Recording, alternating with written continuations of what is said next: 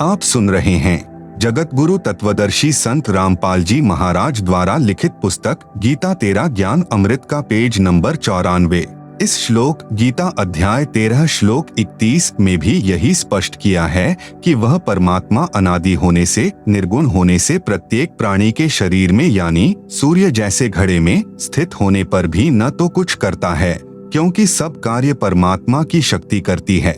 जैसे घड़े के जल में सूर्य दिखाई देता है, उससे जल गर्म हो रहा है, वह सूर्य करता नहीं दिखाई देता, उसकी उष्णता कर रही है। सूर्य कुछ नहीं करता दिखता और न परमात्मा उस शरीर में लिप्त होता है, जैसे सूर्य घड़े के जल में लिप्त नहीं होता। गीता अध्याय 13 श्लोक 32 में भी यही प्रमाण है। गीता अध्याय 13 श्लोक 33 में आत्मा और शरीर की स्थिति बताई है। गीता अध्याय 13 श्लोक 34 में गीता ज्ञान दाता ने अपने से अन्य परमेश्वर की जानकारी दी है। कहा है कि इस प्रकार क्षेत्र यानी शरीर तथा क्षेत्रज्ञ यानी गीता ज्ञान दाता के भेद को तथा कर्म करते करते भक्ति करके काल की प्रकृति अर्थात काल जाल से मुक्त जो साधक ज्ञान नेत्रों द्वारा जानकर तत्वदर्शी संत की खोज करके सत्य शास्त्रानुकूल साधना करके तत्व ज्ञान को समझकर उस परम अर्थात दूसरे परम ब्रह्म परमात्मा को प्राप्त होते हैं। उपरोक्त विवरण से स्पष्ट हुआ कि गीता ज्ञान दाता से अन्य पूर्ण परमात्मा है, जिसकी भक्ति की साधना करके साधक उस पूर्ण मोक्ष को प्राप्त हो जाता है, जो गीता अध्याय 15 श्लोक 4 में वर्णित है कि तत्व ज्ञान की प्राप्ति के पश्चात परमेश्वर के उस परम पद को खोजना चाहिए, जहां जाने के पश्चात साधक फिर लौटकर संसार में कभी नहीं आता। सारांश पूर्वोक्त प्रमाणों से तथा इस गीता अध्याय 13 के उपरोक्त प्रमाणों से स्पष्ट हुआ कि गीता ज्ञान दाता से अन्य परम अक्षर ब्रह्म अर्थात पूर्ण परमात्मा है, जिसकी शरण में जाने के लिए गीता ज्ञान दाता ने गीता अध्याय 18 श्लोक 62-66 में कहा है। वही पूर्ण मोक्षदायक है, वही पूजा करने योग्य है, वही सबका रचनहार है, वही सबका पालनहार धारण करने वाला सर्व सुखदायक है, उसको परमात्मा कहा जाता है। प्रश्न नंबर 49 धर्मदास जी का। गीता अध्याय 4 श्लोक 6 में गीता ज्ञान दाता ने कहा है कि मैं अजन्मा और अविनाशी रूप होते हुए भी समस्त प्राणियों का ईश्वर होते हुए भी अपनी योग माया से प्रकट होता हूँ। इसमें श्री कृष्ण जी अपने आप को समस्त प्राणियों का अविनाशी ईश्वर कह रहे हैं। अपने को अजन्मा भी कहा है। उत्तर जिंदा परमेश्वर जी का। हे धर्मदास जी, गीता का ज्ञान काल ब्रह्म ने श्री कृष्ण जी के शरीर में प्रवेश करके कहा है। श्री कृष्ण जी की कोई भूमिका नहीं है। गीता ज्ञान दाता काल ब्रह्म है। गीता ज्ञान दाता ने कहा है कि जितने प्राणी मेरे 21 ब्रह्मांडों में मेरे अंतर्गत हैं, मैं उनका श्रेष्ठ प्रभु यानी ईश्वर हूँ। यही प्रमाण गीता अध्याय 15 श्लोक 18 में भी है कि गीता ज्ञान दाता ने कहा है कि मैं लोक वेद यानी सुनी सुनाई बातें के आधार से अपने 21 ब्रह्मांडों वाले लोक में पुरुषोत्तम प्रसिद्ध हूँ। आप सुन रहे हैं जगत गुरु तत्वदर्शी संत रामपाल जी महाराज द्वारा लिखित पुस्तक गीता तेरा ज्ञान अमृत का पेज नंबर 95। क्योंकि मैं शरीरधारी प्राणियों से तथा अविनाशी जीवात्मा से भी श्रेष्ठ हूँ, जो मेरे अंतर्गत मेरे 21 ब्रह्मांडों में हैं। वास्तव में पुरुषोत्तम तो कोई अन्य ही है, जिसका वर्णन गीता अध्याय 15 श्लोक 17 में बताया गया है। गीता के अध्याय 4 श्लोक 6 में यह कहा है कि मैं अजह यानी अजन्मा अर्थात मैं तुम्हारी तरह जन्म नहीं लेता, मैं लीला से प्रकट होता हूँ। जैसे गीता अध्याय 10 में विराट रूप दिखाया था। फिर कहा है कि अव्ययात्मा यानी मेरी आत्मा अमर है। फिर कहा है कि आत्ममाया यानी अपनी लीला से संभवामी यानी उत्पन्न होता हूँ। यहाँ पर उत्पन्न होने की बात है, क्योंकि यह काल ब्रह्म अक्षर पुरुष के एक युग के उपरांत मरता है। फिर उस समय एक ब्रह्मांड का विनाश हो जाता है। देखें प्रश्न 9 का उत्तर। फिर दूसरे ब्रह्मांड में सर्व जीवात्माएं चली जाती हैं। काल ब्रह्म की आत्मा भी चली जाती है। वहाँ इसको पुनः युवा शरीर प्राप्त होता है। इसी प्रकार देवी दुर्गा की मृत्यु होती है, फिर काल ब्रह्म के साथ ही इसको भी युवा शरीर प्राप्त होता है। यह परम अक्षर ब्रह्म यानी सत्य पुरुष का विधान है। तो फिर उस नए ब्रह्मांड में दोनों पति पत्नी रूप में नए रजगुण युक्त ब्रह्मा, सतगुण युक्त विष्णु तथा तमगुण युक्त शिव को उत्पन्न करते हैं। फिर उस ब्रह्मांड में सृष्टि क्रम प्रारंभ होता है। इस प्रकार इस काल ब्रह्म की मृत्यु तथा लीला से जन्म होता है। गीता अध्याय 4 श्लोक 9 में भी स्पष्ट है, जिसमें गीता ज्ञान दाता ने कहा है कि मेरे जन्म तथा कर्म अलौकिक हैं। वास्तव में यह नाशवान है। आत्मा सर्व प्राणियों की भी अमर है। आपके महामंडलेश्वरों आचार्यों तथा शंकराचार्यों को आध्यात्मिक ज्ञान बिल्कुल नहीं है, इसलिए अनमोल ग्रंथों को ठीक से न समझकर लोकवेद यानी दंत कथा सुनाते हैं। आप देखें, इस गीता अध्याय 4 श्लोक 5 में स्वयं कह रहा है कि हे अर्जुन, तेरे और मेरे बहुत जन्म हो चुके हैं, उन सबको मैं जानता हूँ, तू नहीं जानता। इसका अभिप्राय ऊपर स्पष्ट कर दिया है। संभवात का अर्थ उत्पन्न होना है। प्रमाण यजुर्वेद अध्याय 40 मंत्र 10 में भी कहा है कि कोई तो परमात्मा को संभवात यानी जन्म लेने वाला राम व कृष्ण की तरह मानता है, कोई असंभवात यानी उत्पन्न न होने वाला निराकार मानता है। अर्थात तत्वदर्शी संत जो सत्य ज्ञान बताते हैं उनसे सुनो, वे बताएंगे कि परमात्मा उत्पन्न होता है या नहीं। वास्तव में परमात्मा स्वयं भू है, वह कभी नहीं जन्मा है और न जन्मेगा। मृत्यु का तो प्रश्न ही नहीं। दूसरी ओर गीता ज्ञान दाता स्वयं कह रहा है कि मैं जन्मता और मरता हूँ, अविनाशी नहीं हूँ। अविनाशी तो परम अक्षर ब्रह्म है। प्रश्न नंबर 50 जिंदा बाबा परमेश्वर जी का। आप जी ने कहा है कि हम शूद्र को निकट भी नहीं बैठने देते, शुद्ध रहते हैं, इससे भक्ति में क्या हानि होती है? उत्तर धर्मदास जी का। शूद्र के छू लेने से भक्त अपवित्र हो जाता है, परमात्मा रुष्ट हो जाता है, आत्मग्लानि हो जाती है। मैं ऊंची जाति के वैश्य हूँ। आप सुन रहे हैं जगत गुरु तत्वदर्शी संत रामपाल जी महाराज द्वारा लिखित पुस्तक गीता तेरा ज्ञान अमृत का पेज नंबर 96 कथनी और करनी में अंतर। प्रश्न नंबर 51 धर्मदास जी का। हे जिंदा, यह तो सत्य ही है कि शूद्र से दूरी बनाए रखने से भक्त की पवित्रता बनी रहती है, क्या आप नहीं मानते? उत्तर बाबा जिंदा का। यह शिक्षा किसने दी? धर्मदास जी ने कहा, हमारे धर्मगुरु बताते हैं, आचार्य शंकराचार्य तथा ब्राह्मण बताते हैं। परमेश्वर कबीर जी ने धर्मदास को बताया। उस समय तक धर्मदास जी को ज्ञान नहीं था कि आपसे वार्ता करने वाला ही कबीर जुलाहा है, कि कबीर जुलाहा एक बार स्वामी रामानंद पंडित जी के साथ तोताद्रिक नामक स्थान पर सत्संग भंडारे में गया। वह स्वामी रामानंद जी का शिष्य है। सत्संग में मुख्य पंडित आचार्यों ने सत्संग में बताया कि भगवान राम ने शूद्र भीलनी के झूठे बेर खाए। भगवान तो समदर्शी थे, वे तो प्रेम से प्रसन्न होते हैं। भक्त को ऊंचे नीचे का अंतर नहीं देखना चाहिए, श्रद्धा देखी जाती है।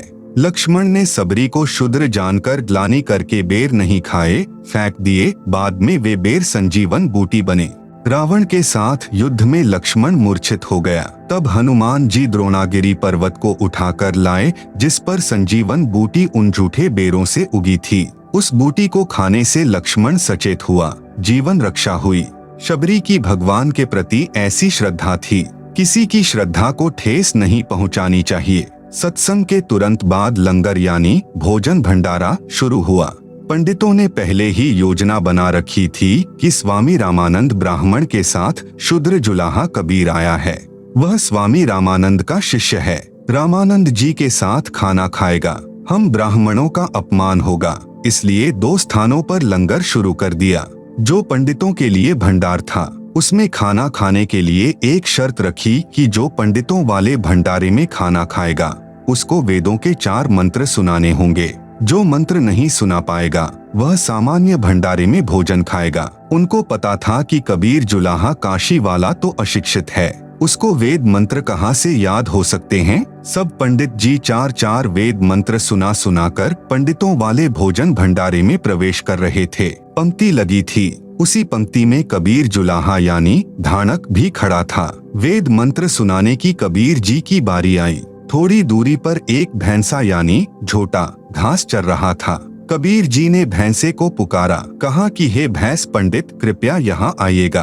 भैंसा दौड़ा दौड़ा आया, कबीर जी के पास आकर खड़ा हो गया। कबीर जी ने भैंसे की कमर पर हाथ रखा और कहा कि हे विद्वान भैंसे, वेद के 4 मंत्र सुना। भैंसे ने नंबर 1 यजुर्वेद अध्याय 5 का मंत्र 32 सुनाया, जिसका भावार्थ भी बताया कि जो परम शांतिदायक यानी उसिग 80 जो पाप नाश कर सकता है यानी अंगारी, जो बंधनों का शत्रु अर्थात बंदी छोड़ है यानी बंभारी, वह कबीरसी कबीर है। आप सुन रहे हैं जगत गुरु तत्वदर्शी संत रामपाल जी महाराज द्वारा लिखित पुस्तक गीता तेरा ज्ञान अमृत का पेज नंबर 97। स्वर ज्योति यानी स्वयं प्रकाशित अर्थात तेजोमय शरीर वाला, रिद्धामा यानी सत्यलोक वाला अर्थात वह सत्यलोक में निवास करता है। सम्राट यानी सब भगवानों का भी भगवान अर्थात सर्वशक्तिमान सम्राट यानी महाराजा है। नंबर 2 ऋग्वेद मंडल 9 सूक्त 86 मंत्र 26 सुनाया, जिसका भावार्थ है कि परमात्मा ऊपर के लोक से गति यानी प्रस्थान करके आता है, नेक आत्माओं को मिलता है, भक्ति करने वालों के संकट समाप्त करता है। वह कबीर देव यानी कबीर परमेश्वर है। नंबर 3 ऋग्वेद मंडल 9 सूक्त 96 मंत्र 17 सुनाया, जिसका भावार्थ है कि कवियः यानी कबीर, कबीर परमात्मा स्वयं पृथ्वी पर प्रकट होकर तत्व ज्ञान प्रचार करता है। कबीरवाणी यानी कबीर वाणी कहलाती है। सत्य आध्यात्मिक ज्ञान तत्व ज्ञान को कबीर परमात्मा लोकोक्तियों, दोहों, शब्दों, चौपाइयों व कविताओं के रूप में पदों में कबीर वाणी द्वारा बोलकर सुनाता है।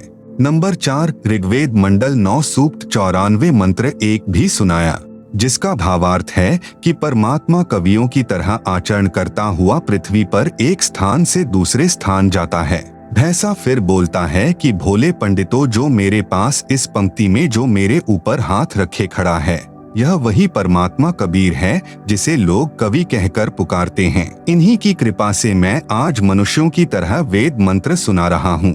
कबीर परमेश्वर जी ने कहा कि भैंसा पंडित, आप पंडितों वाले लंगर में प्रवेश करके भोजन ग्रहण करें। मैं तो शूद्र हूँ, अशिक्षित हूँ, इसलिए आम जनता के लिए लगे लंगर में भोजन करने जाता हूँ।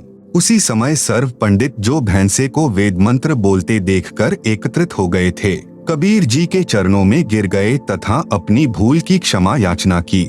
परमेश्वर कबीर जी ने कहा, करनी तज कथनी कथे, अज्ञानी दिन रात कुकर ज्यों भौंकत फिरे सुनी सुनाई बात। सत्संग में तो कह रहे थे कि भगवान रामचंद्र जी ने शूद्र जाति की शबरी भीलनी के झूठे बेर रुचि रुचि खाए, कोई छुआछूत नहीं की और स्वयं को तुम परमात्मा से भी उत्तम मानते हो, कहते हो करते नहीं, एक दूसरे से सुनी सुनाई बात कुत्ते की तरह भौंकते रहते हो। सर्व उपस्थित पंडितों सहित हजारों की संख्या में कबीर जुलाहे के शिष्य बने, दीक्षा ली, शास्त्र विरुद्ध भक्ति त्याग कर शास्त्र विधि अनुसार भक्ति शुरू की, आत्म कल्याण कराया। हे धर्मदास, यही बात आप कह रहे हो कि हम शूद्र को पास भी नहीं बैठने देते। आप सुन रहे हैं जगत गुरु तत्वदर्शी संत रामपाल जी महाराज द्वारा लिखित पुस्तक गीता तेरा ज्ञान अमृत का पेज नंबर 98। धर्मदास बहुत शर्मसार हुआ, परंतु परमात्मा की शिक्षा को अपने ऊपर व्यंग्य समझकर खींच गया तथा कहा कि हे जिंदा, आपकी जली भूनी बातें अच्छी नहीं लगती, आपको बोलने की सभ्यता नहीं है, कहते हो कि कुत्ते की तरह सुनी सुनाई बातें तुम सब भौंकते फिरते हो। यह कहकर धर्मदास जी ने मुंह बना लिया, नाराजगी जाहिर की। परमात्मा जिंदा रूप में अंतर ध्यान हो गए। चौथी बार अंतर ध्यान हो गए तो धर्मदास का जीना मुश्किल हो गया, पछाड़ खा खा कर रोने लगा। उस दिन फिर वृंदावन में धर्मदास से परमात्मा की वार्ता हुई थी। इस प्रकार परमेश्वर कबीर जी कुल मिलाकर 6 बार अंतर ध्यान हुए, तब धर्मदास की अक्ल ठिकाने आई। वृंदावन मथुरा से चलकर धर्मदास रोता हुआ अपने गांव बांधवगढ़ की ओर वापस चल पड़ा। धर्मदास जी ने 6 महीनों का कार्यक्रम तीर्थों पर भ्रमण का बना रखा था। वह 15 दिन में ही वापस घर आ गया। गरीब दास जी ने अपनी अमृतवाणी में कहा है, तहाँ वहाँ रोवत है धर्मनी नागर, कहाँ गए मेरे सुख के सागर। अति वियोग हुआ हमसे ती, जैसे निर्धन की लुट जाए खेती। हम तो जाने तुम देह स्वरूपा, हमरी बुद्धि अंध गहर कूपा। कल्प करे और मन में रोवे, दशों दिशा को वो मघ जो है। बेग मिलो कर हूँ अपघाता, मैं ना जीवू सुनो विधाता। जब धर्मदास जी बांधवगढ़ पहुँचा, उस समय बहुत रो रहा था। घर में प्रवेश करके मुंह के बल गिरकर फूट फूट कर रोने लगा। उसकी पत्नी का नाम आमिनी देवी था। अपने पति को रोते देखकर तथा समय से पूर्व वापस लौटा देखकर मन मन में विचार किया कि लगता है भक्त जी को किसी ने लूट लिया है। धन न रहने के कारण वापस लौट आया है। धर्मदास जी के पास बैठकर अपने हाथों आंसू पोंछती हुई बोली, क्यों कच्चा मन कर रहे हो? कोई बात नहीं, किसी ने आपकी यात्रा का धन लूट लिया। आपके पास धन की कमी थोड़े है और ले जाना, अपनी तीर्थ यात्रा पूरी करके आना, मैं मना थोड़े करूंगी। कुछ देर बाद दृढ़ मन करके धर्मदास जी ने कहा कि आमिनी देवी, यदि रुपए पैसे वाला धन लुट गया होता तो मैं और ले जाता। मेरा ऐसा धन लुट गया है जो शायद अब नहीं मिलेगा, वह मैंने अपने हाथों अपनी मूर्खता से गवाया है। जिंदा महात्मा से हुई सर्वज्ञान चर्चा तथा जिंदा बाबा से सुनी सृष्टि रचना आमिनी देवी को सुनाया। सर्वज्ञान प्रमाणों सहित देखकर आमिनी ने कहा कि सेठ जी, आप तो निपुण व्यापारी थे, कभी घाटे का सौदा नहीं करते थे। इतना प्रमाणित ज्ञान फिर भी आप नहीं माने, साधु को तो नाराज होना ही था। कितनी बार आपको मिले बच्चे की तरह समझाया, आपने उस दाता को क्यों ठुकराया? धर्मदास ने कहा, आमिनी, जीवन में पहली बार हानि का सौदा किया है, यह हानि अब पूर्ति नहीं हो पावेगी। आप सुन रहे हैं जगत गुरु तत्वदर्शी संत रामपाल जी महाराज द्वारा लिखित पुस्तक गीता तेरा ज्ञान अमृत का पेज नंबर 99। वह धन नहीं मिला तो मैं जीवित नहीं रह पाऊंगा।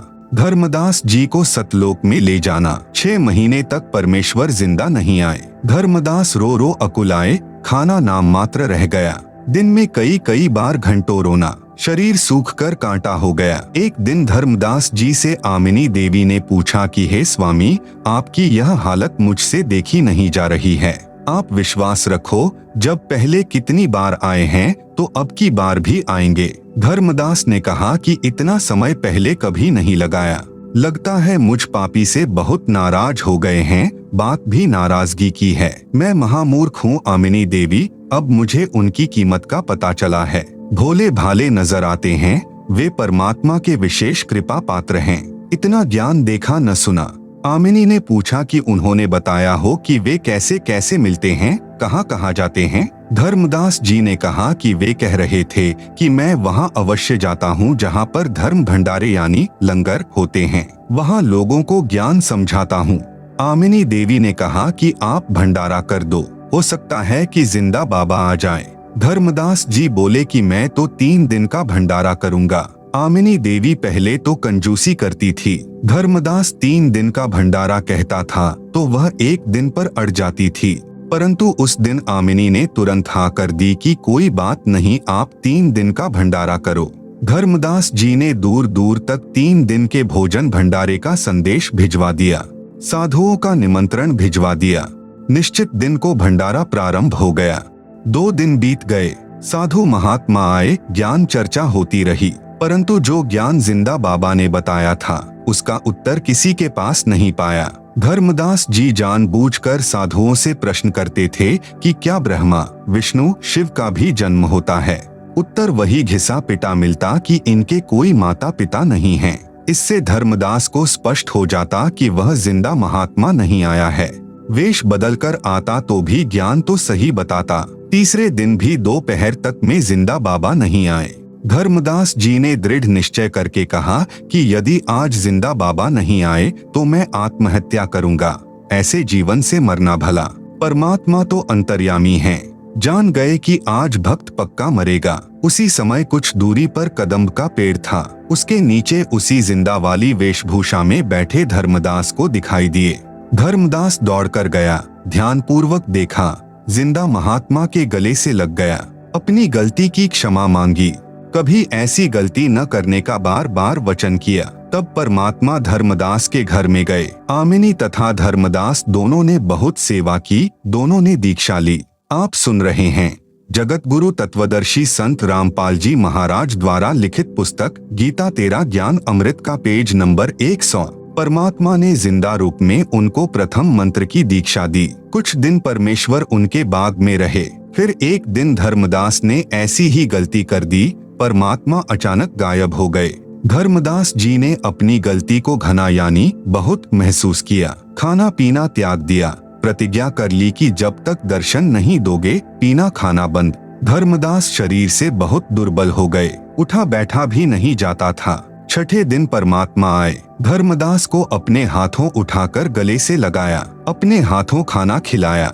धर्मदास ने पहले चरण धोकर चरणामृत लिया। फिर ज्ञान चर्चा शुरू हुई। धर्मदास जी ने पूछा कि आप जी को इतना ज्ञान कैसे हुआ। परमेश्वर जी ने कहा कि मुझे सतगुरु मिले हैं। वे काशी शहर में रहते हैं। उनका नाम कबीर है। वे तो स्वयं परमेश्वर हैं। सतगुरु का रूप बनाकर लीला कर रहे हैं, जुलाहे का कार्य करते हैं। उन्होंने मुझे सतलोक दिखाया। वह लोक सबसे न्यारा है। वहाँ जो सुख है वह स्वर्ग में भी नहीं है। सदाबहार फलदार वृक्ष, सुंदर बाग, दूध की नदियाँ बहती हैं। सुंदर नर नारी रहते हैं। वे कभी वृद्ध नहीं होते, कभी मृत्यु नहीं होती। जो सतगुरु से तत्व ज्ञान सुनकर सत्य नाम की प्राप्ति करके भक्ति करता है वह उस परम धाम को प्राप्त करता है। इसी का वर्णन गीता अध्याय 15 श्लोक 4 में भी है। धर्मदास जी ने हठ करके कहा कि हे महाराज, मुझे वह अमर लोक दिखाने की कृपा करें ताकि मेरा विश्वास दृढ़ हो। परमेश्वर जी ने कहा कि आप भक्ति करो, जब शरीर त्याग कर जाएगा तो उस लोक को प्राप्त करेगा। धर्मदास जी के अधिक आग्रह करने पर परमेश्वर जिंदा ने कहा कि चलो आपको सत्यलोक ले चलता हूँ। धर्मदास की आत्मा को निकालकर ऊपर सत्यलोक में ले गए। परमेश्वर के दरबार के द्वार पर एक संतरी खड़ा था। जिंदा बाबा के रूप में खड़े परमेश्वर ने द्वारपाल से कहा कि धर्मदास को परमेश्वर के दर्शन कराकर लाओ। द्वारपाल ने एक अन्य हंस, सतलोक में भक्त को हंस कहते हैं, से कहा कि धर्मदास को परमेश्वर के सिंहासन के पास ले जाओ, सत्य पुरुष के दर्शन कराकर लाओ। वहाँ पर बहुत सारे हंस यानी भक्त तथा हंसनी यानी नारी भक्तमती इकट्ठे होकर नाचते गाते धर्मदास जी को सम्मान के साथ लेकर चले। सब हंसों तथा नारियों ने गले में सुंदर मालाएं पहन रखी थी। उनके शरीर का प्रकाश 16 सूर्यों के समान था। जब धर्मदास जी ने तख्त यानी सिंहासन पर बैठे सत्य पुरुष जी को देखा तो वही स्वरूप था जो धरती पर जिंदा बाबा के रूप में था, परंतु यहाँ पर परमेश्वर के एक रोम यानी शरीर के बाल का प्रकाश करोड़ सूर्यों तथा करोड़ चंद्रमा के प्रकाश से भी कहीं अधिक था। जिंदा रूप में नीचे से गए परमात्मा तख्त पर विराजमान अपने ही दूसरे स्वरूप पर चवर करने लगा। धर्मदास ने सोचा कि जिंदा तो इस परमेश्वर का सेवक होगा, परंतु सूरत मिलती जुलती है। कुछ देर में तख्त पर बैठा परमात्मा खड़ा हुआ तथा जिंदा सिंहासन पर बैठ गया। आप सुन रहे हैं जगत गुरु तत्वदर्शी संत रामपाल जी महाराज द्वारा लिखित पुस्तक गीता तेरा ज्ञान अमृत का पेज नंबर 101। तेजोमय शरीर वाले प्रभु जिंदा के शरीर में समा गया। धर्मदास शर्म के मारे पानी पानी हो गया। अपने आप को कोसने लगा कि मैं कैसा दुष्ट हूँ। मैंने परमेश्वर को कितना दुखी किया, कितना अपमानित किया। मुझे वहाँ विश्वास नहीं हुआ। जब दर्शन कराकर सतलोक के भक्त वापस लाए, 3 दिन तक परमात्मा के सत्यलोक में रहा। उधर से धर्मदास को 3 दिन से अचेत देखकर घर, गांव तथा रिश्तेदार व मित्र बांधवगढ़ में धर्मदास जी के घर पर इकट्ठे हो गए। कोई झाड़ फूंक करा रहा था, कोई वैद्य से उपचार करा रहा था, परंतु सब उपाय व्यर्थ हो चुके थे। किसी को आशा नहीं रही थी कि धर्मदास जिंदा हो जाएगा। तीसरे दिन परमात्मा ने उसकी आत्मा को शरीर में प्रवेश कर दिया। धर्मदास जी को उस बाग से उठाकर घर ले गए थे, जहां से परमात्मा उसको सत्यलोक लेकर गए थे। धर्मदास सचेत हो गया था। धर्मदास जी सचेत होते ही उस बाग में उसी स्थान पर गए तो वही परमात्मा जिंदा बाबा के रूप में बैठे थे। धर्मदास जी चरणों में गिर गए और कहने लगे, हे प्रभु, मुझ अज्ञानी को क्षमा करो प्रभु।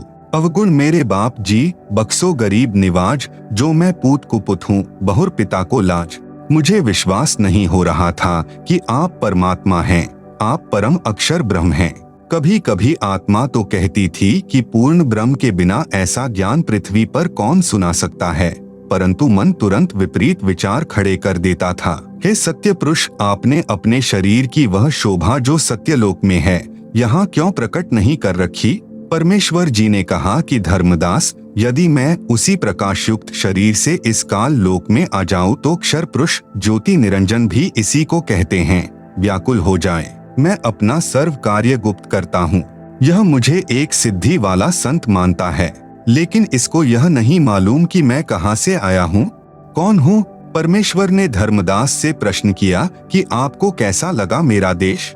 धर्मदास बोले कि हे परमेश्वर, इस संसार में अब मन नहीं लग रहा। उस पवित्र स्थान के सामने तो यह काल का संपूर्ण लोक 21 ब्रह्मांडों का क्षेत्र नरक के समान लग रहा है।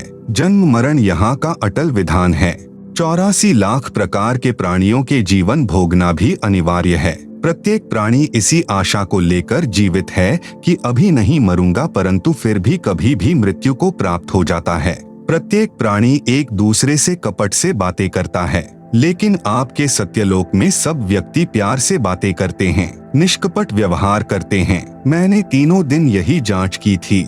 यदि धर्मदास जी अपने घर पर उपस्थित स्वजनों को न देखते जो उसके अचेत होने के साक्षी थे, तो समझते कि कोई स्वप्न देखा होगा। आप सुन रहे हैं जगत गुरु तत्वदर्शी संत रामपाल जी महाराज द्वारा लिखित पुस्तक गीता तेरा ज्ञान अमृत का पेज नंबर 102। परंतु अब दृढ़ निश्चय हो गया था। उपरोक्त वर्णन पवित्र कबीर सागर अध्याय ज्ञान प्रकाश पृष्ठ 57-58 पर, मोहम्मद बोध पृष्ठ 20-21 पर, दशमुकामी रेखता ज्ञान स्थिति बोध पृष्ठ 83 पर, अमर मूल पृष्ठ 202 पर। क्या गुरु बदल सकते हैं? धर्मदास ने प्रश्न किया। प्रश्न नंबर 52 धर्मदास जी का। हे प्रभु, क्या गुरु बदल सकते हैं? सुना है संतों से कि गुरु नहीं बदलना चाहिए। गुरु एक ज्ञान अनेक। उत्तर सत्य पुरुष का। जब तक गुरु मिले नहीं साचा, तब तक गुरु करो 10 पांचा। कबीर झूठे गुरु के पक्ष को तजत न लागे वार, द्वार न पावे मोक्ष का, रह वार का वार। भावार्थ, जब तक सच्चा गुरु यानी सतगुरु न मिले तब तक गुरु बदलते रहना चाहिए, चाहे कितने ही गुरु क्यों न बनाने पड़े और बदलने पड़े। झूठे गुरु को तुरंत त्याग देना। कबीर डूबे थे पर उभरे, गुरु के ज्ञान चमक, बेड़ा देखा जर्जरा, उतर चले फड़क। भावार्थ, जिस समय मुझे सत्य गुरु मिले, उनके ज्ञान के प्रकाश से पता चला कि हमारा ज्ञान और समाधान यानी साधना गलत है, तो ऐसे गुरु बदल दिया जैसे किसी डर से पशु फड़क कर बहुत तेज दौड़ता है, और जैसे रात्रि में सफर कर रहे यात्रियों को सुबह प्रकाश में पता चले कि जिस नौका में हम सवार हैं उसमें पानी प्रवेश कर रहा है और साथ में सुरक्षित और साबुत नौका खड़ी है, तो समझदार यात्री जिसने कोई नशा न कर रखा हो, वह तुरंत फूटी नौका को त्याग कर साबुत यानी लीक प्रूफ नौका में बैठ जाता है। मैंने जब काशी में कबीर जी सच्चे गुरु का यह ज्ञान सुना जो आपको सुनाया है, तो जाति धर्म को नहीं देखा। उसी समय सत्य गुरु की शरण में चला गया और दीक्षा मंत्र लेकर भक्ति कर रहा हूँ। सतगुरु ने मुझे दीक्षा देने का आदेश दे रखा है।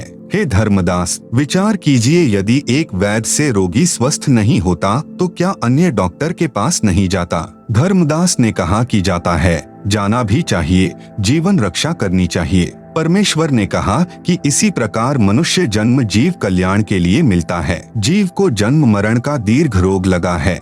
यह सत्य नाम तथा सार नाम बिना समाप्त नहीं हो सकता। दोनों मंत्र काशी में सतगुरु कबीर रहते हैं, उनसे मिलते हैं, पृथ्वी पर और किसी के पास नहीं हैं। आप सुन रहे हैं जगत गुरु तत्वदर्शी संत रामपाल जी महाराज द्वारा लिखित पुस्तक गीता तेरा ज्ञान अमृत का पेज नंबर 103। आप काशी में जाकर दीक्षा लेना, आपका कल्याण हो जाएगा, क्योंकि सत्य गुरु के बिना मेरा वह सत्यलोक प्राप्त नहीं हो सकता। धर्मदास जी ने कहा कि आप स्वयं सत्य पुरुष हैं, अब मैं धोखा नहीं खा सकता। आप अपने को छुपाए हुए हैं। हे प्रभु, मैंने गुरु रूपदास जी से दीक्षा ले रखी है। मैं पहले उनसे गुरु बदलने की आज्ञा लूंगा। यदि वे कहेंगे तो मैं गुरु बदलूंगा, परंतु धर्मदास की मूर्खता की हद देखकर परमेश्वर छठी बार अंतर्ध्यान हो गए। धर्मदास जी फिर व्याकुल हो गए। पहले रूपदास जी के पास गए जो श्री कृष्ण अर्थात श्री विष्णु जी के पुजारी थे, जो वैष्णव पंथ से जुड़े थे। धर्मदास जी ने संत रूपदास जी से सर्व घटना बताई तथा गुरु बदलने की आज्ञा चाही। संत रूपदास जी अच्छी आत्मा के इंसान थे। उन्होंने कहा, बेटा धर्मदास, जो ज्ञान आपने सुना है जिस जिंदा बाबा से, यह ज्ञान भगवान ही बता सकता है। मेरी तो आयु अधिक हो गई है, मैं तो इस मार्ग को त्याग नहीं सकता। आपकी इच्छा है तो आप उस महात्मा से दीक्षा ले सकते हो। तब धर्मदास जी काशी में गए। वहाँ पर कबीर जुलाहे की झोंपड़ी का पता किया। वहाँ कपड़ा बुनने का कार्य करते कबीर परमेश्वर को देखकर आश्चर्य का ठिकाना नहीं रहा। खुशी भी अपार हुई कि सतगुरु तथा परमेश्वर यही है। तब उनसे दीक्षा ली और अपना कल्याण कराया। कबीर परमेश्वर जी ने धर्मदास जी को फिर 2 अक्षर, जिसमें एक ओम मंत्र है तथा दूसरा तत् जो सांकेतिक है, का सत्य नाम दिया। फिर सार नाम देकर सतलोक का वासी किया। कलयुग में परमात्मा अन्य निम्न अच्छी आत्माओं यानी दृढ़ भक्तों को मिले। नंबर 2 संत मलूक दास अरोड़ा जी को मिले। नंबर 3 संत दादू दास जी आमेर राजस्थान वाले को मिले। नंबर 4 संत नानक देव जी को सुल्तानपुर शहर के पास बह रही बेई नदी पर मिले, जहां गुरुद्वारा सच्चखंड साहिब यादगार रूप में बना है। नंबर 5 संत गरीब दास जी गांव छुड़ानी जिला झज्जर हरियाणा वाले को मिले। उस स्थान पर वर्तमान में यादगार बनी हुई है। संत गरीब दास जी 10 वर्ष के बच्चे थे। अपने ही खेतों में अन्य कई ग्वालों के संग गौएं चराने जाया करते थे। परमेश्वर जिंदा बाबा के रूप में सत्यलोक यानी सच्चखंड से चलकर आए। यह लोक सर्व भवनों के ऊपर ही जहां परमात्मा रहते हैं। संत गरीब दास जी की आत्मा को ऊपर अपने लोक में परमेश्वर लेकर गए। बच्चे को मृत जानकर शाम को चिता पर रखकर अंतिम संस्कार करने वाले थे। तत्काल परमात्मा ने संत गरीबदास जी की आत्मा को ऊपर ब्रह्मांडों का भ्रमण कराकर सत्य ज्ञान बताकर शरीर में प्रवेश कर दिया। बालक जीवित हो गया। यह घटना फाल्गुन शुदी द्वादशी संवत 1784 सन 1727 की है। आप सुन रहे हैं जगत गुरु तत्वदर्शी संत रामपाल जी महाराज द्वारा लिखित पुस्तक गीता तेरा ज्ञान अमृत का पेज नंबर 104। संत गरीबदास जी को परमात्मा ने तत्व ज्ञान प्रदान किया। उनका ज्ञान योग खोल दिया, जिस कारण से संत गरीबदास जी ने 24,000 वाणी बोली, जो संत गोपाल दास जी द्वारा लिखी गई। उन अमृतवाणियों को छपवाकर ग्रंथ रूप दे दिया है।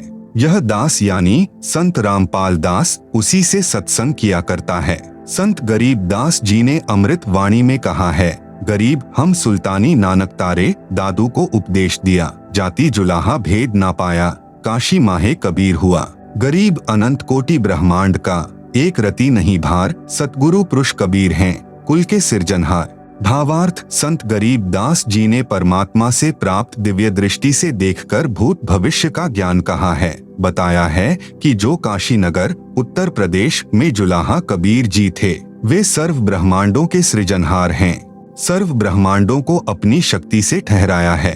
परमेश्वर कबीर जी पर उनका कोई भार नहीं है। जैसे वैज्ञानिकों ने हवाई जहाज रॉकेट बनाकर उड़ा दिए, स्वयं भी बैठकर यात्रा करते हैं। इस प्रकार संत गरीबदास जी ने परमेश्वर जी को आंखों देखकर उनकी महिमा बताई है। नंबर 6 संत घीसा दास जी गांव खेखड़ा जिला बागपत उत्तर प्रदेश को मिले थे। पुस्तक विस्तार को मद्देनजर रखते हुए अधिक विस्तार नहीं कर रहा हूं। अधिक जानकारी के लिए www.jagatgururampalji.org से खोलकर अधिक ज्ञान ग्रहण कर सकते हैं। वेद मंत्रों की फोटोकॉपी दी गई है, जिसे आप पुस्तक में देख सकते हैं। प्रमाण ऋग्वेद मंडल नंबर 9 सूक्त 86 मंत्र 26 से 27। विवेचन पुस्तक में दी गई फोटोकॉपी ऋग्वेद मंडल 9 सूक्त 86 मंत्र 26 की है, जो आर्य समाज के आचार्यों व महर्षि दयानंद के चेलों द्वारा अनुवादित है, जिसमें स्पष्ट है कि यज्ञ करने वाले अर्थात धार्मिक अनुष्ठान करने वाले यजमानों अर्थात भक्तों के लिए परमात्मा सब रास्तों को सुगम करता हुआ, अर्थात जीवन रूपी सफर के मार्ग को दुखों रहित करके सुगम बनाता हुआ, उनके विघ्नों अर्थात संकटों का मर्दन करता है अर्थात समाप्त करता है। आप सुन रहे हैं जगत गुरु तत्वदर्शी संत रामपाल जी महाराज द्वारा लिखित पुस्तक गीता तेरा ज्ञान अमृत का पेज नंबर 105। भक्तों को पवित्र अर्थात पाप रहित विकार रहित करता है। जैसा कि अगले मंत्र 27 में कहा है कि जो परमात्मा धुलोक अर्थात सत्यलोक के तीसरे पृष्ठ पर विराजमान है, वहाँ पर परमात्मा के शरीर का प्रकाश बहुत अधिक है। उदाहरण के लिए परमात्मा के एक रोम यानी शरीर के बाल का प्रकाश करोड़ सूर्य तथा इतने ही चंद्रमाओं के मिले जुले प्रकाश से भी अधिक है। यदि वह परमात्मा उसी प्रकाश युक्त शरीर से पृथ्वी पर प्रकट हो जाए तो हमारी चर्म दृष्टि उन्हें देख नहीं सकती। जैसे उल्लू पक्षी दिन में सूर्य के प्रकाश के कारण कुछ भी नहीं देख पाता है, यही दशा मनुष्यों की हो जाए। इसलिए वह परमात्मा अपने रूप अर्थात शरीर के प्रकाश को सरल करता हुआ उस स्थान से जहाँ परमात्मा ऊपर रहता है, वहां से गति करके बिजली के समान क्रीड़ा अर्थात लीला करता हुआ चलकर आता है, श्रेष्ठ पुरुषों को मिलता है। यह भी स्पष्ट है कि आप कवियः अर्थात कबीरदेव हैं। हम उन्हें कबीर साहेब कहते हैं। विवेचन पुस्तक में दी गई फोटोकॉपी ऋग्वेद मंडल 9 सूक्त 86 के मंत्र 27 की है। इसमें स्पष्ट है कि परमात्मा धुलोक अर्थात अमर लोक के तीसरे पृष्ठ अर्थात भाग पर विराजमान है। सत्यलोक अर्थात शाश्वत स्थान के 3 भाग हैं। एक भाग में वन, पहाड़, झरने, बाग, बगीचे आदि हैं। यह बाह्य भाग है अर्थात बाहरी भाग है। जैसे भारत की राजधानी दिल्ली भी 3 भागों में बंटी है। बाहरी दिल्ली जिसमें गांव, खेत, खलिहान और नहरें हैं। दूसरा बाजार बना है। तीसरा संसद भवन तथा कार्यालय हैं। इसके पश्चात धुलोक में बस्तियां हैं। सपरिवार मोक्ष प्राप्त हंसात्माएं रहती हैं। पृथ्वी पर जैसे भक्त को भक्तात्मा कहते हैं, इसी प्रकार सत्यलोक में हंसात्मा कहलाते हैं। तीसरे भाग में सर्वोपरि परमात्मा का सिंहासन है। आप सुन रहे हैं जगत गुरु तत्वदर्शी संत रामपाल जी महाराज द्वारा लिखित पुस्तक गीता तेरा ज्ञान अमृत का पेज नंबर 106। उसके आसपास केवल नर आत्माएं रहती हैं। वहाँ स्त्री पुरुष का जोड़ा नहीं है। वे यदि अपना परिवार चाहते हैं तो शब्द यानी वचन से केवल पुत्र उत्पन्न कर लेते हैं। इस प्रकार शाश्वत स्थान अर्थात सत्यलोक 3 भागों में परमात्मा ने बांट रखा है। वहाँ यानी सत्यलोक में प्रत्येक स्थान पर रहने वालों में वृद्धावस्था नहीं है, वहाँ मृत्यु नहीं है। इसीलिए गीता अध्याय 7 श्लोक 29 में कहा है कि जो जरा अर्थात वृद्ध अवस्था तथा मरण अर्थात मृत्यु से छूटने का प्रयत्न करते हैं, वे तत् ब्रह्म अर्थात परम अक्षर ब्रह्म को जानते हैं।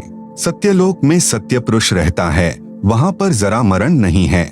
बच्चे युवा होकर सदा युवा रहते हैं। प्रमाण के लिए ऋग्वेद मंडल नंबर 9 सूक्त 82 मंत्र 1 से 2 का फोटो कॉपी देखें जिसे पुस्तक में दिया गया है। विवेचन पुस्तक में दी गई ऋग्वेद मंडल 9 सूक्त 82 मंत्र 1 से 2 की फोटो कॉपी है। यह अनुवाद महर्षि दयानंद जी के दिशा निर्देश से उन्हीं के चेलों ने किया है और सार्वदेशिक आर्य प्रतिनिधि सभा दिल्ली से प्रकाशित है। आप सुन रहे हैं जगत गुरु तत्वदर्शी संत रामपाल जी महाराज द्वारा लिखित पुस्तक गीता तेरा ज्ञान अमृत का पेज नंबर 107। इनमें स्पष्ट है कि मंत्र 1 में कहा है, सर्व की उत्पत्ति करने वाला परमात्मा तेजोमय शरीर युक्त है, पापों को नाश करने वाला और सुखों की वर्षा करने वाला अर्थात सुखों की झड़ी लगाने वाला है। वह ऊपर सत्यलोक में सिंहासन पर बैठा है जो देखने में राजा के समान है। यही प्रमाण सूक्ष्म वेद में है कि अर्श कुर्श पर सफेद गुमट है जहाँ परमेश्वर का डेरा। श्वेत छत्र सिर मुकुट विराजे देखत न उस चेहरेनु। यही प्रमाण बाइबल ग्रंथ तथा कुरान शरीफ में है कि परमात्मा ने 6 दिन में सृष्टि रची और 7वें दिन ऊपर आकाश में तख्त अर्थात सिंहासन पर जा विराजा। बाइबल के उत्पत्ति ग्रंथ अध्याय 2 श्लोक 26 से 30 तथा कुरान शरीफ की सूरत फुरकानी 25 आयत 52 से 59 में है। वह परमात्मा अपने अमर धाम से चलकर पृथ्वी पर शब्द वाणी से ज्ञान सुनाता है। वह वर्णीय अर्थात आदरणीय श्रेष्ठ व्यक्तियों को प्राप्त होता है, उनको मिलता है। जैसे नंबर 1 संत धर्मदास जी बांधवगढ़ मध्य प्रदेश वाले को मिले, नंबर 2 संत मलूक दास जी को मिले, नंबर 3 संत दादू दास जी को आमेर राजस्थान में मिले, नंबर 4 संत नानक देव जी को मिले, नंबर 5 संत गरीब दास जी गांव छुड़ानी जिला झज्जर हरियाणा वाले को मिले, नंबर 6 संत घीसा दास जी गांव खेखड़ा जिला बागपत उत्तर प्रदेश वाले को मिले, नंबर 7 संत जम्भेश्वर जी बिश्नोई धर्म के प्रवर्तक को गांव समराथल राजस्थान वाले को मिले। वह परमात्मा अच्छी आत्माओं को मिलते हैं। जो परमात्मा के दृढ़ भक्त होते हैं उन पर परमात्मा का विशेष आकर्षण होता है। उदाहरण भी बताया है कि जैसे विद्युत अर्थात आकाशीय बिजली स्नेह वाले स्थानों को आधार बनाकर गिरती है, जैसे कांसी धातु पर बिजली गिरती है। पहले कांसी धातु के कटोरे, गिलास, थाली, बेले आदि आदि होते थे। वर्षा के समय तुरंत उठाकर घर के अंदर रखा करते थे। वृद्ध कहते थे कि कांसी के बर्तन पर बिजली अमूमन गिरती है। इसी प्रकार परमात्मा अपने प्रिय भक्तों पर आकर्षित होकर मिलते हैं। मंत्र नंबर 2 में तो यह भी स्पष्ट किया है कि परमात्मा उन अच्छी आत्माओं को उपदेश करने की इच्छा से स्वयं महापुरुषों को मिलते हैं। उपदेश का भावार्थ है कि परमात्मा तत्व ज्ञान बताकर उनको दीक्षा भी देते हैं।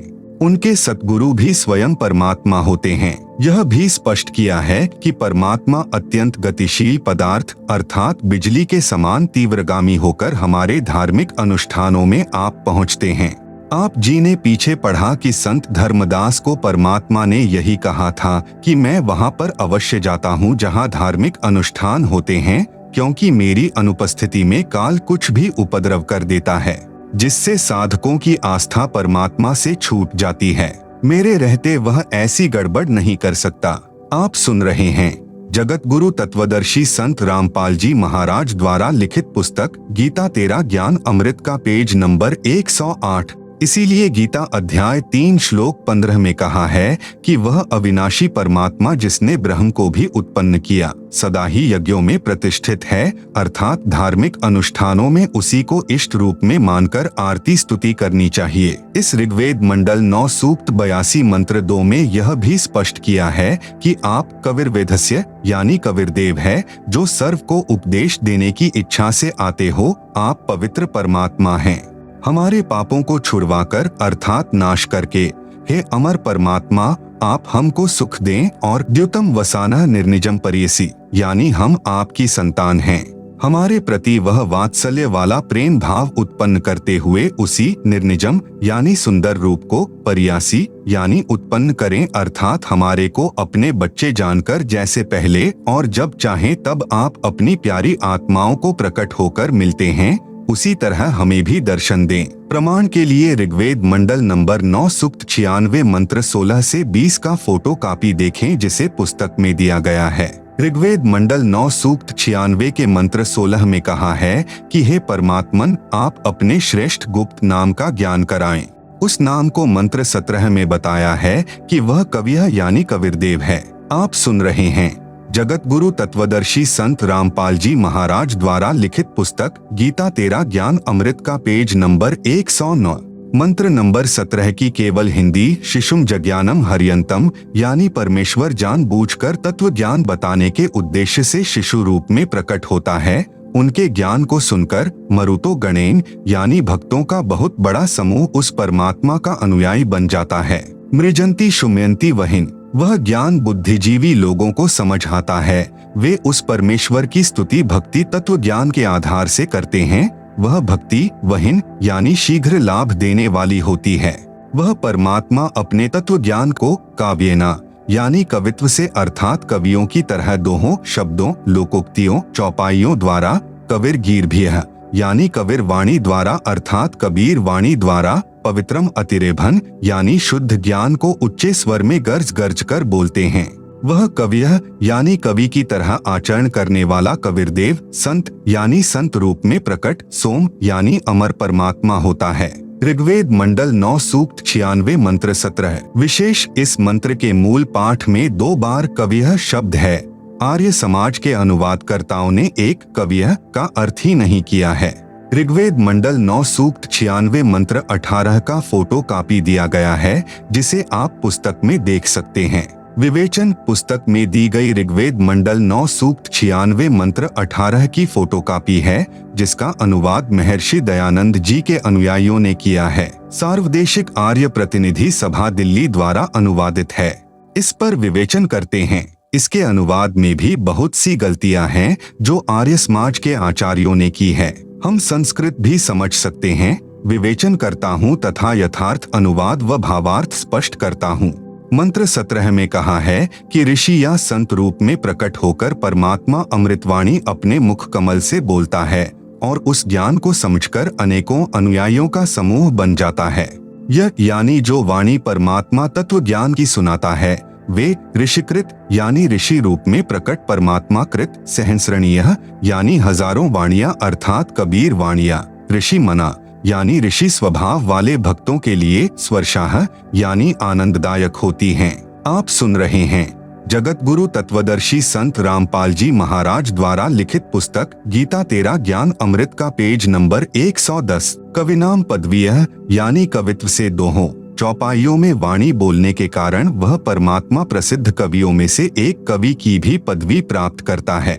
वह सोम यानी अमर परमात्मा, सिशासन यानी सर्व की पालन की इच्छा करता हुआ प्रथम स्थिति में, महिषः यानी बड़ी पृथ्वी अर्थात ऊपर के लोकों में, तृतीयम धाम यानी तीसरे धाम अर्थात सत्यलोक के तीसरे पृष्ठ पर, अनुराजती यानी तेजोमय शरीर युक्त स्तूप यानी गुंबज में, विराजम यानी विराजमान है, वहां बैठा है। यही प्रमाण ऋग्वेद मंडल 9 सूक्त 54 मंत्र 3 में है कि परमात्मा सर्व लोकों के ऊपर के लोक में विराजमान है। तिष्ठन्ति यानी बैठा है। ऋग्वेद मंडल 9 सूक्त 96 मंत्र 19 का फोटो कॉपी दिया गया है, जिसे आप पुस्तक में देख सकते हैं। विवेचन: ऋग्वेद मंडल 9 सूक्त 96 मंत्र 19 का भी आर्य समाज के विद्वानों ने अनुवाद किया है। इसमें भी बहुत सारी गलतियां हैं।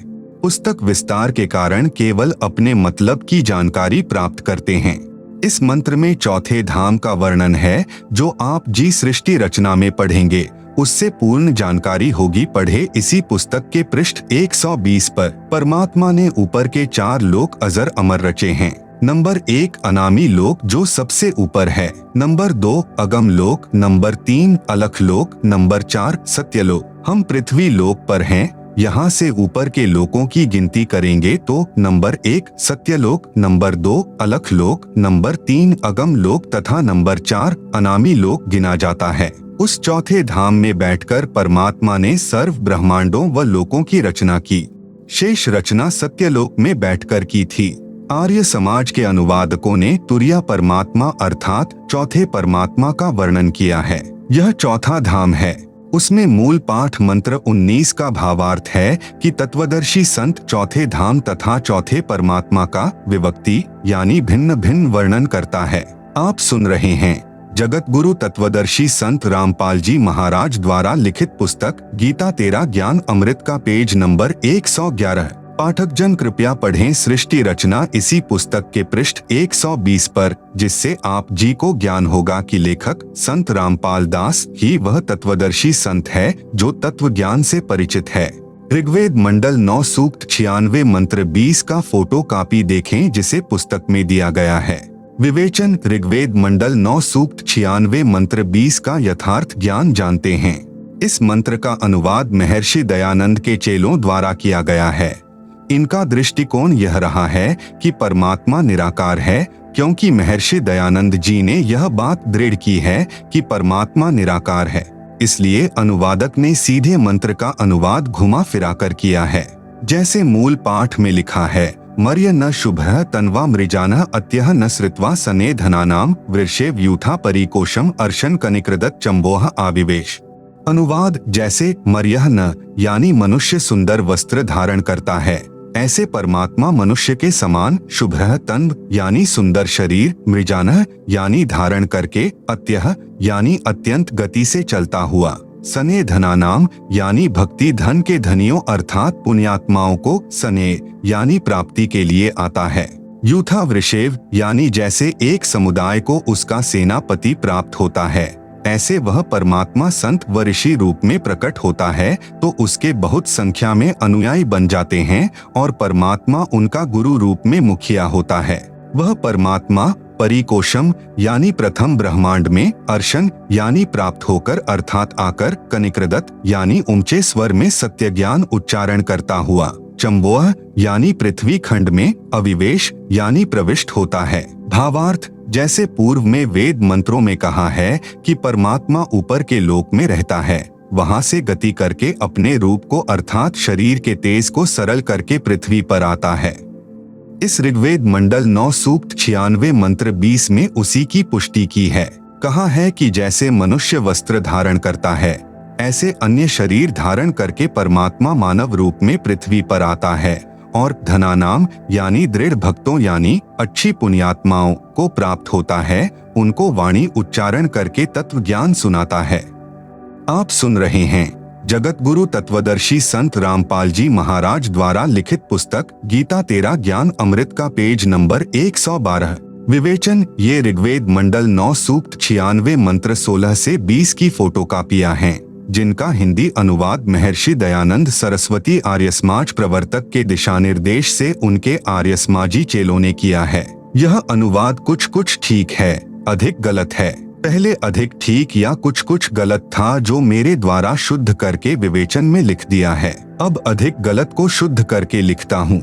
ऋग्वेद मंडल 9 सूक्त 96 मंत्र 16 में कहा है कि हे परमात्मा, आपका जो गुप्त वास्तविक चारु यानी श्रेष्ठ नाम यानी नाम है, उसका ज्ञान कराएं।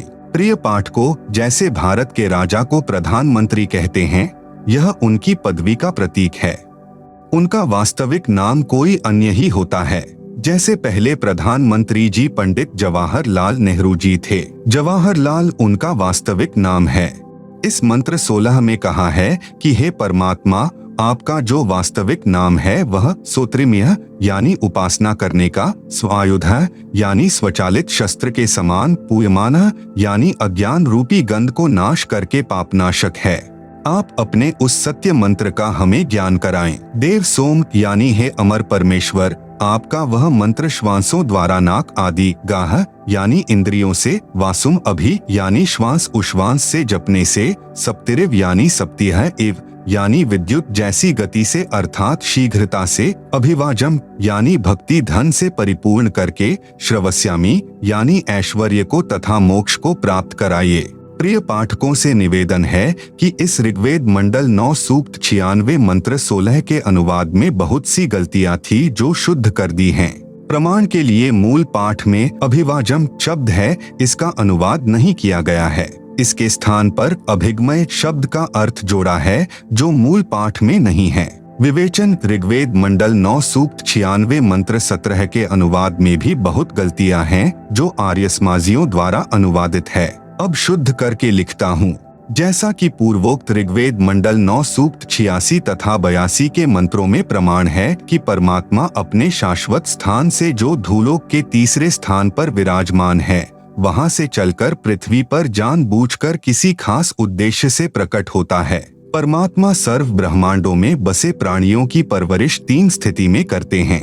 नंबर 1, परमात्मा ऊपर सत्यलोक अर्थात अविनाशी धाम में सिंहासन यानी तख्त पर बैठकर सर्व ब्रह्मांडों का संचालन करते हैं। नंबर 2, जब चाहे साधु संत के रूप में अपने शरीर का तेज सरल करके अच्छी आत्माओं को मिलते हैं। नंबर 3, प्रत्येक युग में किसी जलाशय में खिले कमल के फूल पर नवजात शिशु का रूप बनाकर प्रकट होते हैं। वहां से निसंतान दंपति अपने घर ले जाते हैं। आप सुन रहे हैं जगत गुरु तत्वदर्शी संत रामपाल जी महाराज द्वारा लिखित पुस्तक गीता तेरा ज्ञान अमृत का पेज नंबर 113। बचपन से ही वह परमात्मा अपना वास्तविक भक्ति ज्ञान, जिसे तत्व ज्ञान भी कहते हैं, चौपाइयों, दोहों, साखियों व कविताओं के रूप में सुनाते हैं। जैसे सन 1398 विक्रम संवत 1455 में परमात्मा अपने निज स्थान से चलकर भारतवर्ष के काशी शहर के बाहर लहरतारा नामक जलाशय में कमल के फूल पर शिशु रूप धारकर प्रकट हुए थे।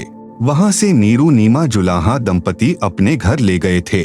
धीरे धीरे परमात्मा बड़े हुए। कबीर वाणी बोलकर ज्ञान सुनाया था। प्रमाण ऋग्वेद मंडल 9 सूक्त 1 मंत्र 9 में है, जो आर्य समाज के आचार्यों द्वारा अनुवादित है।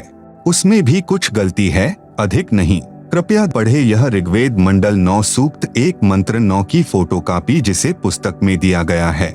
विवेचन पुस्तक में दी गई फोटो कॉपी ऋग्वेद मंडल 9 सूक्त 1 मंत्र 9 की है। इसमें स्पष्ट है कि सोम यानी अमर परमात्मा जब शिशु रूप में प्रकट होता है तो उसकी परवरिश की लीला कुंवारी गायों यानी अभि अधन्या धेनुवह द्वारा होती है।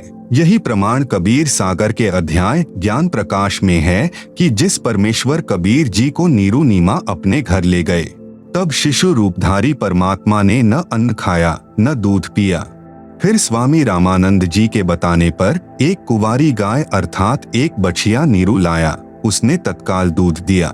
उस कुंवारी गाय के दूध से परमेश्वर की परवरिश की लीला हुई थी। कबीर सागर लगभग 600 वर्ष पहले का लिखा हुआ है। ऋग्वेद मंडल 9 सूक्त 1 मंत्र 9 के अनुवाद में कुछ गलती की है। जैसे अभिअधन्या का अर्थ अहिंसनीय कर दिया, जो गलत है। हरियाणा प्रांत के जिला रोहतक में गांव धनाना में लेखक का जन्म हुआ, जो वर्तमान में जिला सोनीपत में है। इस क्षेत्र में जिस गाय ने गर्भ धारण न किया हो तो कहते हैं कि यह धनाई नहीं है, यह बिना धनाई है। यह अपभ्रंश शब्द है।